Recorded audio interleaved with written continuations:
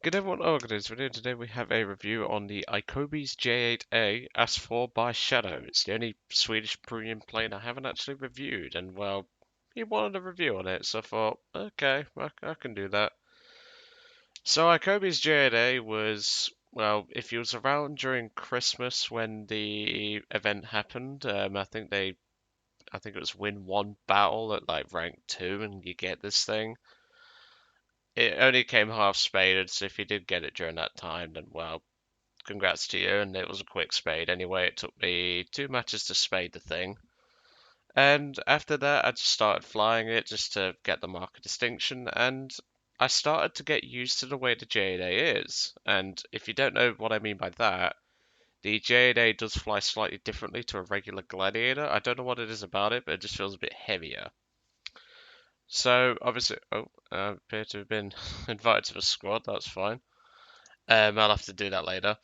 But Iacobi's J8A is certainly an aircraft that I've always respected. It's one of those planes that if you see one, you just know someone's having a bit of a blast in it because whilst it does have overpowered belts in the form of those armored targets against tanks, it's still got good character. And as you can tell by the skin on this vehicle, even PewDiePie has approval, which I added in the decals myself. I thought if I'm gonna fly a plane with a PewDiePie skin, I have to put it in a ridiculous camouflage, which, as you can tell, this thing suits it very well. And obviously, I've put bro fists everywhere. But obviously, if you didn't get the PewDiePie login bonus, you will not have this skin.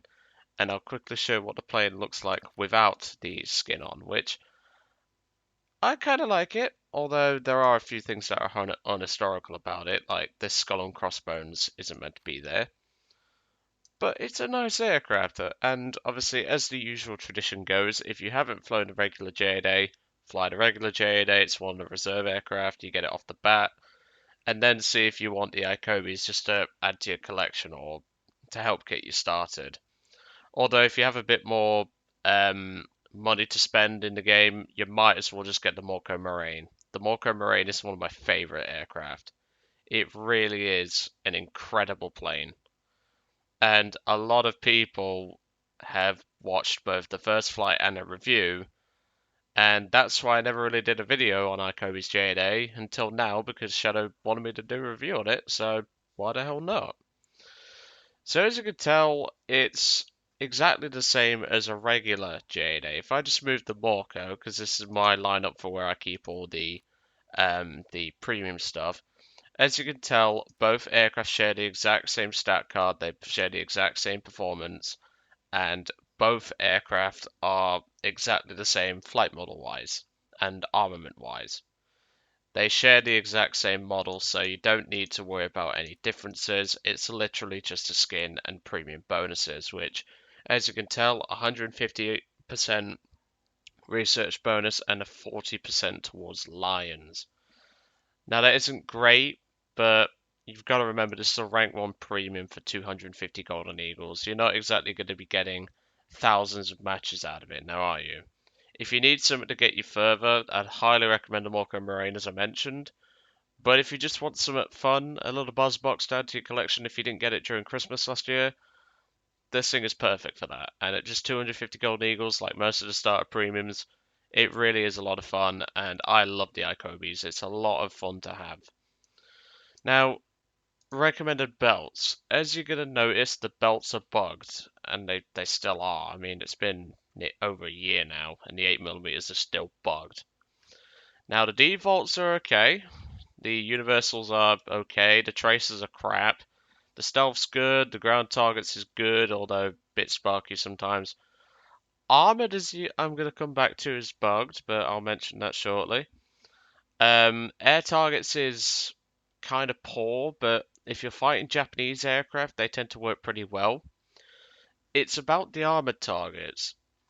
23mm of penetration on an 8mm standard armor piercing bullet. I don't know where they pulled this number from, but don't question it, is all I'm saying, because these are incredibly effective against ground targets for the most part. Even in a ARB battle, you can pop light tanks with these machine guns, and it doesn't actually take that long to do it. And obviously, when it comes to flight performance, you get a single Bristol Mercury. I think that's 9 in Roman numerals. Yes, it is. 720 horse on 100% and 735 on a WEP. One thing you'll notice about Iacobis is that it's not exactly the fastest climber. It's not exactly the fastest aircraft till you give it some time to wind up. But once you get it wound up, it's actually one of the faster biplanes, which is a good achievement to have. Because whilst Iacobi's is very maneuverable, you also get flaps, which Bertie loves the fact that this thing gets flaps. Same with the H51. He loves the H51 for that, and I love the H51. But the Gladiators and the H51s, I think, are the only two biplanes in the game that actually get flaps. I don't know if there's any others. Might have to do some investigation work. But as you can tell, the aircraft has good flight performance, 2 guns in the center line with 600 rounds, and 2 guns in the gun pods with 400 rounds. They have a ridiculous rate of fire, so you're going to go through them quick as compared to a Browning machine gun. If I just get up the Chinese Gladiator, I can compare. If you look, 1,000 rounds per minute with the same ammo load, and again, 1,000 rounds per minute with the same ammo load. So you're going to be going through your ammo quicker than a regular Gladiator. So just bear that in mind. And obviously with that extra 200 rounds per minute, that may mean you may not be able to stay in a fight as long as you might think. But even so, 2 guns, if you're down to the 2 centerline guns, they're more than enough for the BR. But yeah, I do think this aircraft is a lot of fun. I got it for free. I didn't actually have to spend any GE on it because I had 250 GE ground out in case I wanted to, but obviously the cheeky buggers made it hidden until you unlocked it in the event or after the event. So I just used that 250 towards something else and then obviously got the plane for free. But I like it. It's a lot of fun, and I personally would definitely get it. It's a nice aircraft to relax in, and it certainly is something that you can at least have some fun in and or relax at this BR. Because at the end of the day, you're not going to go through every day in War Thunder and have an amazing day. It's a very relaxing aircraft, and you don't have to take things too seriously. It is honestly one of the most relaxing planes to fly. A bit like the Hudson. I love the Hudson for that. Until you get up to it, but we won't talk about that. So,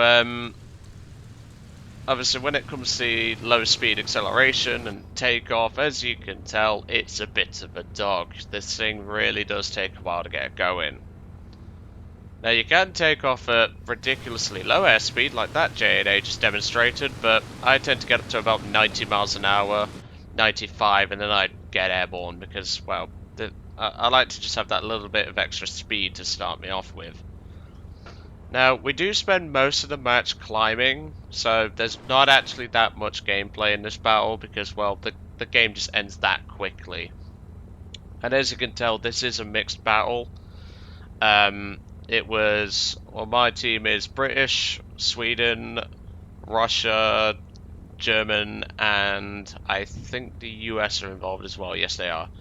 Against the British, the Americans, the Russians, the Swedish, the Germans, and, well, it's pretty much everyone versus everyone apart from China, which is always nice because no one likes the CW, which, if you fight a CW in this thing, God help you is all I'll say. And that's putting that lightly. So I'll bounce just to 8 times speed, and obviously I spotted the SU-2 down there, but I thought there's no point to me engaging him. And as you're going to tell, this battle is going to be very, very quick, and there's also a key weakness about the armored targets, in that it has, well, I wouldn't call it sparking, it just, the bullets don't seem to do anything for the most part. Like, they work against planes, but you do have to pour quite a bit of rounds into them to make it work. I don't know what it is about them, but it's not like they're sparking. They don't appear to spark, but they just appear to have a... Well, I mean, I guess you could call it a spark, but I just don't understand why they spark, because it should only be the tracer round that sparks, if anything, and even then you can just run stealth, which is just 2 AP and 2 incendiary rounds. And that's what I would personally try. I mean, I'm probably gonna have to try out stealth now that I think about it, because I never actually tried stealth, because there was that many bloody ammo types. I was just like, well, we'll just go for the air target rounds. But as you can tell, once you put this thing in a dive, it really does get wound up for a biplane. I mean, 315 miles an hour closing on this Nimrod, which is not much of an achievement. The Nimrod is not exactly fast. A couple of hits on the Nimrod, and obviously my teammate down there is getting swarmed. That poor J8A didn't know what hit him. And once you've got a bit of speed under your wings, this thing really does maneuver. Now I know what you're thinking, why am I not going for the Hurricane? Well, that's because if I did that, the Hawk would be on my ass. And the Hawk's an agile little sucker. So I wanted to deal with the Hawk and then deal with the Nimrod next, and then deal with the Hurricane. Because, well, and there you can see, like, they appear to do damage, but just not as much as a standard armor piercing round would. I get the feeling that, well, there's second kill as well. I just get the feeling that these AP rounds are not actually AP rounds. I think they are some sort of HVAC round, which I don't remember there being a HVAC round for an 8mm machine gun. I've never heard of that personally. I mean, I've heard of like, I mean, for heavy machine guns, like you probably have a composite round, like in the Russian Dishka, but I've never heard of that in a light machine gun before, so if anyone happens to know why the hell this might be the case, please do let me know, because I literally don't have a clue. But at this point, I'll just bounce us towards the end. It's just ground targets at this point. The enemy team has been reduced to 3 bombers, and, well, if there's one thing the Iacobis can do, it's farm extremely well. As you'll see, you don't even have to go through the top of the SPG in order to kill it. You can just go straight through the side with these 8mm machine guns. And as you can tell, you can take out 2 SPGs in one pass and not even care because of how slow you fly. That's one thing about the Gladiator that I love as well. Like, you could just fly so slow and so low, you could just farm, and it's not that huge of a deal because, well, you've got plenty of time on target. And obviously with 2,000 rounds, you're more than capable enough of destroying ground targets. And that's another thing. I mean, the Gladiators as a whole have always been fun for me. I've always enjoyed the Gladiators. And as you can tell, they make effective farmers because of how slow they fly for the most part. Now that does present a double-edged sword, as you just noticed there. We got hit by the AAA there. But to be brutally honest, it doesn't really matter because, well, this thing's meant to be fun. Like, you're not tryharding in this thing, and you're not looking to have the world's best result in it. But at the end of the day, you can just flip it round like it's a kite, and you'll be on target in like a second. It really is something to just relax in, and that's one thing about these low tier premiums, apart from the Japanese flipping A5M4, as you're gonna notice in that review. That is, well, that aircraft is certainly one that isn't really relaxing. It's more of a toughing air, like it toughens you up and stuff. Same with Fleagle's 109, but this thing, I think it's worth the 250. If you didn't get it, of course. I mean, I'll be surprised if many people didn't, unless they were obviously new players and stuff. But if you didn't get Iacobis, then, well, you're missing out. And, well, if you are looking to buy the Iacobis, give it a shot. But if you have a bit more money to spend and you want to get further in the tree quicker, get the Morco.